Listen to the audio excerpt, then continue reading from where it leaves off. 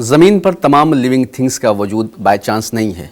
जो लोग theory of evolution को मानते हुए ज़मीन पर लाइफ को बाय चांस समझते हैं, उनका ये नज़रिया बिल्कुल गलत है, क्योंकि तमाम साइंटिफिक एविडेंस और प्रूवन फैक्ट बताते हैं कि ज़िंदगी को बाकायदा सुपीरियर तरीके से डिज़ाइन किया गया है। और इस सच को समझने के लिए हमें किसी बायोकेमिस्ट्री लेबोरेटरीज़ या फॉसिल बेड्स को देखने की ज़रूरत नहीं, बल्कि इस हकीकत को समझने के लिए कायनात की किसी भी शय में गौर व फिक्र, कॉन्शियस और अक्ल का इस्तेमाल करके समझा जा सकता है।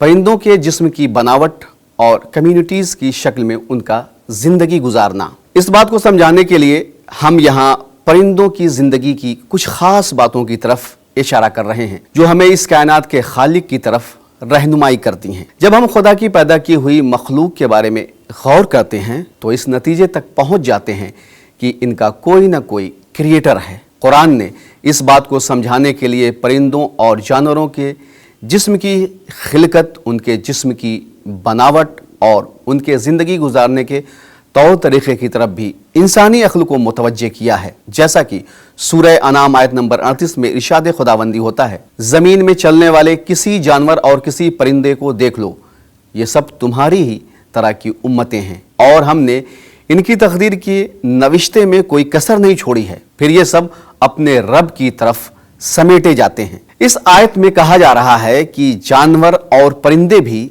इंसान की तरह उम्मत हैं, यानी जिस तरह हम जिंदगी गुजारते हैं उसी तरह से जानवर और परिंदे भी जिंदगी गुजारते हैं। मॉडर्न रिसर्च के जरिए से यह बात साबित हो चुकी है कि जानवर और परिंदे भी कम्युनिटीज की शक्ल में जिंदगी गुजारते हैं, यानी वो भी आपस में मिलजुल कर रहते और काम करते हैं। इसके अलावा परिंदों का हवा में उड़ना भी एक बहुत अहम मसला है। ये भारी जिस्म ग्रेविटेशनल फोर्स के कानून के अपोजिट जमीन से उठते हैं और आराम के साथ बड़ी जल्दी आसमान की बुलंदी में पहुंच जाते हैं, फिर देखते ही देखते नजरों से ओझल हो जाते हैं। आसमान की बुलंदी में घंटों, हफ्तों और कभी कभी महीनों तक मुसलसल उड़ते हुए अपनी तेज और धीमी रफ्तार जारी रखते हैं और इस काम में इन्हें कोई मुश्किल भी नहीं होती है। अगर हम परिंदों के जिस्म की पूरी बनावट को किसी भी एंगल से देखें तो हमें यह मालूम हो जाएगा कि इनका पूरा जिस्म ही कोनिकल शेप में उड़ने के एतबार से बना हुआ है। कोनिकल शेप जो परिंदों के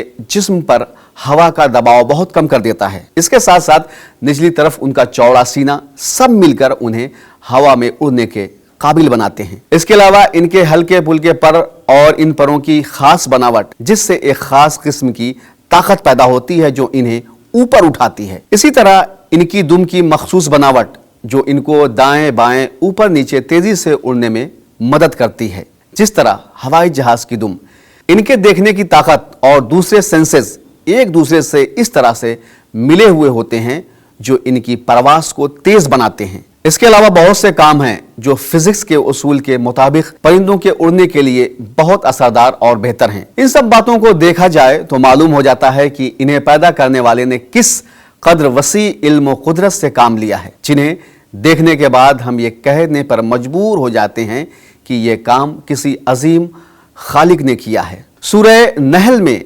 परिंदों की फजा में उड़ने पर गौर करने का हुक्म दिया जा रहा है। जैसा कि इरशाद खुदाबंदी होता है, क्या उन लोगों ने परिंदों की तरफ नहीं देखा कि वो किस तरह से फजाए आसमान में मुसख्खर हैं, कि अल्लाह के अलावा उन्हें कोई रोकने वाला नहीं और संभालने वाला नहीं। बेशक इसमें ईमान रखने वाली कौम के लिए बड़ी निशानियां हैं। आइए अब जरा परिंदों के उड़ने के तरीके यानी इनकी परवास पर गौर करते हैं जो इंसानी अक्ल को हैरत में डाल देती है। कुछ परिंदे उड़ते वक्त पर मारते हैं और कुछ परों को फैलाते हैं। कुछ परिंदे ऐसे भी होते हैं जो बहुत देर तक पर मारते हैं और जब तेजी पकड़ लेते हैं तो अपने परों को पूरे तौर से समेट लेते हैं और इसके बावजूद ये लामहदूद फजा में उड़ते रहते हैं। इनमें सबका अपना अपना खास अंदाज होता है। आखिर इनके जिस्मों को किसने ऐसा बनाया है कि ये आराम सुकून से फजा में सैर करते हैं? इनके परों को ये ताकत और इन्हें उड़ने का ये इल्म किसने सिखाया है? कुरान मजीद के सूरह मुल्क आयत नंबर 19 में परिंदों के आसमान में उड़ने की तरफ इशारा हो रहा है। इरशाद होता है, क्या उन्होंने उन परिंदों को नहीं देखा जो सरों के ऊपर परों को फैलाए हुए होते हैं और कभी समेटे हुए होते हैं। खुदाए रहमान के सिवा कोई उन्हें आसमान की बुलंदी पर रोक नहीं सकता, क्योंकि वो हर चीज को देखता है। अगर हम परिंदों की परवास को देखें तो हमें यह बात मालूम हो जाएगी कि परिंदे उड़ते वक्त अपने परों को खोले हुए होते हैं। इस आयत में साफात परों को फैलाना और यखबिजना के माना परों को समेटना के होते हैं। इस आयत के आखिर में यह कहा जा रहा है कि खुदाए रहमान के सिवा आसमान की बुलंदी पर इन्हें कौन रोके हुए है, क्योंकि अल्लाह हर चीज को देखता है और हर मखलूक की जरूरत को जानता है। मा यमसिकुहुन्ना इल्लर रहमान, वही तो है जिसने इन्हें परवाज करने के लिए तरह तरह की ताकत दी है। हाँ, खुदाए रहमान जिसकी रहमत तमाम चीजों को घेरे हुए है, उसी ने परिंदों को भी उनकी जरूरत की चीजें बख्शी हैं। जो हस्ती आसमान और फजा में परिंदों को रोके हुए है, वही जमीन पर दूसरी मखलूक की भी निगहबानी कर रही है। जब तक वो इरादा न करे, ना परिंदा परवाज कर सकता है और ना ही जमीन अपने सुकून को महफूज रख सकती है। मॉडर्न रिसर्च के जरिए यह बात साबित हो चुकी है कि परिंदों की दुनिया के अजायबात इससे कहीं ज्यादा हैं कि चंद किताबों में समा सकें। आज उन परिंदों के बारे में बहुत सारी मालूमात हो चुकी है जिन्हें हम मुहाजिर यानी माइग्रेंट परिंदों के नाम से पहचानते हैं। ये परिंदे अपनी जिंदगी को बाकी रखने के लिए दुनिया के मुख्तलिफ इलाकों का सफर करते हैं। यहां तक कि कभी कभी नॉर्थ से साउथ तक का बहुत ही लंबा सफर तय करते हैं और दूर दराज के इस सफर के पेचीदा रास्तों को एक दूसरे की मदद, इशारे और निशानात से समझते हैं। इस तरह से पहाड़ों, सहराओं, दर्रों और जंगलों में अपना रास्ता नहीं भटकते। यहां तक कि जब आसमान में बादल छाए हुए होते हैं, उन दिनों में और कभी अंधेरी रातों में भी रास्ता तलाश कर लेते हैं, जिसमें कोई इंसान अपना रास्ता तलाश करने की ताकत नहीं रखता। कभी कभी तो यह होता है कि कई कई हफ्ते दिनों रात उड़ते रहते हैं और आसमान की वसतों में सो भी लेते हैं। इस दौरान इन्हें खाने पीने की जरूरत भी नहीं होती, क्योंकि वो उड़ने से पहले अंदरूनी रहनुमाई के जरिए खूब खा पी लेते हैं। ये ग़िज़ा चर्बी की शक्ल में उनके जिस्म में स्टोर हो जाती है और रास्ते में इन्हें खाने पीने की जरूरत नहीं पड़ती। यकीनन ये बातें इंसानी अक्ल को बड़ी ही हैरान कर देने वाली हैं कि किस तरह से ये परिंदे हजारों किलोमीटर दूर का अपना ये सफर तय करते हैं। कुरान ने परिंदों के फजा में परवाज की तरफ सूरह नहल आयत नंबर 79 में इशारा किया है।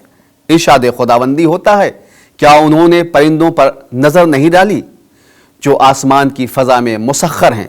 उन्हें खुदा के सिवा किसने थाम रखा है? इसमें खुदा की कुदरत की निशानियां हैं उन लोगों के लिए जो ईमान रखते हैं। इस आयत में लफ्ज़े युमसिकुहुन्ना इस्तेमाल हुआ है, जिसके माना रोकना यानी किसी की कमर को पकड़ लेना के होते हैं। इस लफ्ज से यह बात मालूम हो जाती है कि अल्लाह अपनी कुदरत और अपने इख्तियार से परिंदों को हवा में रोके रखता है। इन आयात रब्बानी में इस बात पर जोर दिया जा रहा है कि परिंदों के उड़ने और काम करने का तरीका उन्हीं कवानीन पर है जिन्हें अल्लाह ने तख्लीक किया है, जिन्हें हम कानून फितरत के नाम से जानते हैं। इन सब बातों के अलावा बच्चों की परवरिश जो अंडों में से निकलते हैं, इनके वजूद से अलग होती हैं। जाहिर है इन्हें उठाए फिरना परवाज के लिए रुकावट होती है। इसी तरह घर बनाने, बच्चों की परवरिश करने, दुश्मन का मुकाबला करने और ज़रूरी ग़िज़ा मुहैया करने में एक दूसरे की मदद करना, बल्कि अपनी किस्म के परिंदों के अलावा दूसरी तरह के परिंदों और जानवरों से मदद के साथ ज़िंदगी गुजारना और इस तरह की बहुत सारी बातें हैं जिन पर अगर गौर किया जाए तो ये बातें हमारी अक्ल को हैरान कर देती हैं। मॉडर्न साइंस के जरिए यह बात साबित हो चुकी है कि परिंदों में उड़ने की बेमिसाल बेऐब ताकत का ताल्लुक उस वसी तर और मजमूई प्रोग्रामिंग के जरिए है जो उनके उठने, बैठने, चलने फिरने और उड़ने के बारे में है। जैसे हजारों मील दूर तक एक घर से दूसरे घर जाने वाले परिंदों के जेनेटिक कोड्स में उनके सफर की तमाम तफसीलात मौजूद होती है, जो परिंदों को इस काबिल बनाती है कि वो बहुत कम उम्र में लंबे सफर के किसी तजर्बे, किसी रहनुमा के बगैर हजारों मील का सफर तय कर लें और पेचीदा रास्तों से परवास करते चले जाएं। बात सिर्फ एक तरफा सफर के मुकम्मल हो जाने पर खत्म नहीं होती, बल्कि वो एक खास تاریخ پر اپنے وقتی ٹھکانے سے پرواز کرتے ہیں اور ہزاروں میل واپسی کا سفر طے کرتے ہوئے ایک بار پھر اپنے آشیانوں تک بالکل ٹھیک ٹھیک پہنچ جاتے ہیں۔ پروفیسر ہیمبرگر نے اپنی کتاب پاور آف فریجلٹی میں مٹن برڈ نام کے ایک پرندے کی مثال دی جو میڈیٹرینین کے علاقے میں پایا جاتا ہے۔ یہ گھر بدلنے والا یعنی مائیگرینٹ پرندہ جو 24,000 کلومیٹر کا سفر وی شیپ میں چکر لگا کر طے کرتے ہیں، یہ اپنا سفر 6 مہینے میں پورا کرتا ہے اور اپنے مستقل ٹھکانے تک زیادہ سے زیادہ 1 ہفتے کی تاخیر سے واپس آ جاتا ہے، جبکہ ایسے کسی سفر کے لیے نہایت پیچیدہ معلومات کا ہونا ضروری ہے جو اس پرندے کے اعصابی خلیات میں محفوظ ہونی چاہیے، یعنی باضابطہ پروگرام کی شکل میں پرندوں کے جسم میں ہر وقت موجود ہوتی ہے۔